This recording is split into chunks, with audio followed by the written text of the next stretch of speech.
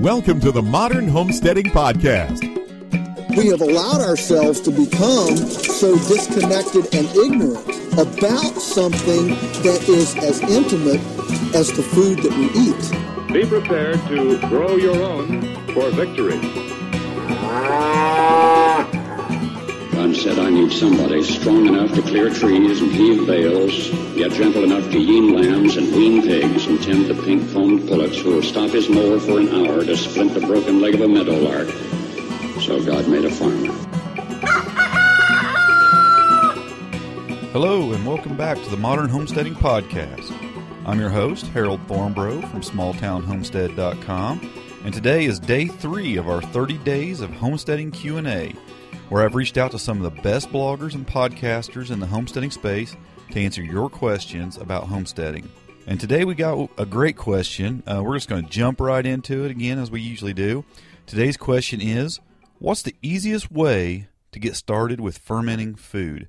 I would really like to do it for the health benefits, but it seems a little bit overwhelming to get started because I've never done it.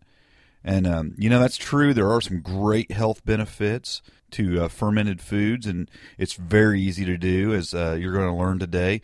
Today, answering the question is Jenise Fryatt.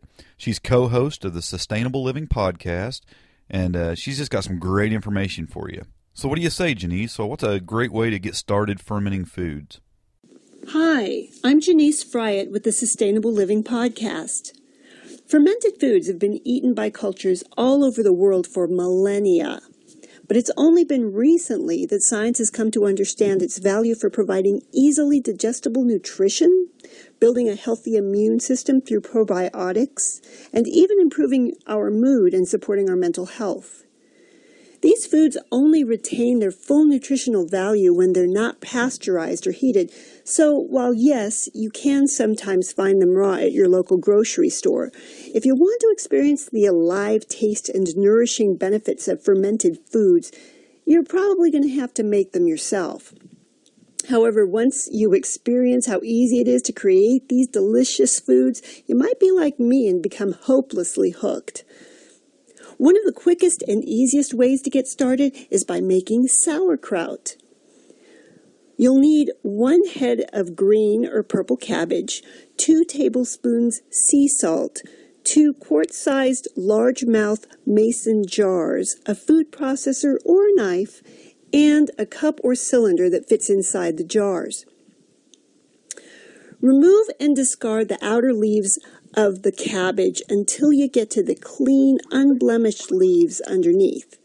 Cut the cabbage in half and core it. Then you'll want to shred the cabbage using your food processor or with your knife. You want to aim for thin strips. Place the cabbage in a large bowl and add the salt.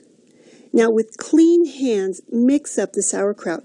You can do this with a spoon, or you can coax the juice out more easily by mixing and squeezing with your clean hands.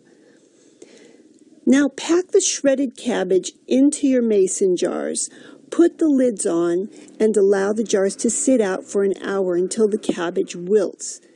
Then smash the cabbage again using the cylinder to release more juices. This is really important because you want to make sure the cabbage is completely immersed in the juice. If the cabbage is exposed to air, mold can develop. So to ensure that that doesn't happen, take some extra cabbage leaves and or plastic wrap and place it on top of your cabbage before putting the lids back on. Now, allow the cabbage to ferment on your counter for 3 days at a normal room temperature of 65 to 75 degrees, after which your sauerkraut should be ready to eat. Now, this is a point of contention among fermentation bloggers because more recent posts that I've read say that you want to leave your sauerkraut to ferment for 7 days to get the full amount of probiotic benefit that you can. I'll let you decide what works for you. Once your sauerkraut's done fermenting, you're going to want to store it in the fridge where it can last for months. When you get the hang of basic fermentation, you may want to experiment. For instance, including caraway seeds or chopped peppers with your cabbage before starting the fermentation process is really a great way to add variety. I encourage you to explore the many websites and blogs online that are devoted to the craft of fermentation. You'll find many wonderful recipes for foods like kimchi, kombucha, and even everyday condiments. I want to thank Harold and the Modern Homesteading Podcast for allowing me to share my love of fermenting foods with you all. I hope you'll all join my co-host Marianne West and I on the Sustainable Living Podcast, where we'll be sharing more tips, tools, and tactics for living a heart-centered life that honors Mother Earth and her inhabitants. Bye for now. That's some great stuff from Jenise. Thank you for that. I want to encourage you to go and check out Jenise's podcast that she co-hosts, the Sustainable Living Podcast. You can find that at sustainablelivingpodcast.com. I'll put some links in the show notes so you can go check out her podcast and even connect with her on Facebook or Twitter. And I think she's right. I think starting out with sauerkraut is a great way to do it. I know when I got started, the first time I fermented, I was also a little overwhelmed by it. I wasn't sure how to get started and be safe about it.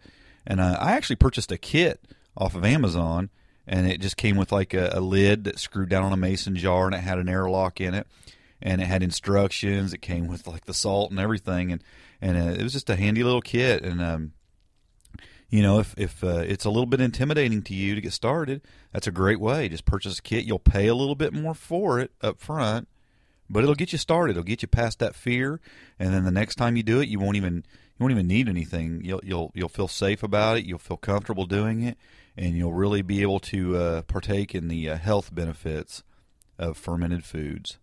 If you want to check out the show notes for this episode and find those links, you can go to smalltownhomestead.com/ferment. That's smalltownhomestead.com/ferment.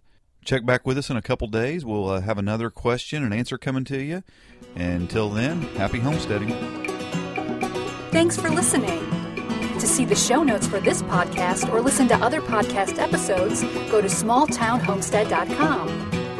There you can also read our blog, connect with us on Facebook, Twitter, and Google+, and take advantage of the many resources we make available to help you along in your homesteading journey. Please share this podcast and help us to carry out our mission of helping others to homestead today for a better tomorrow.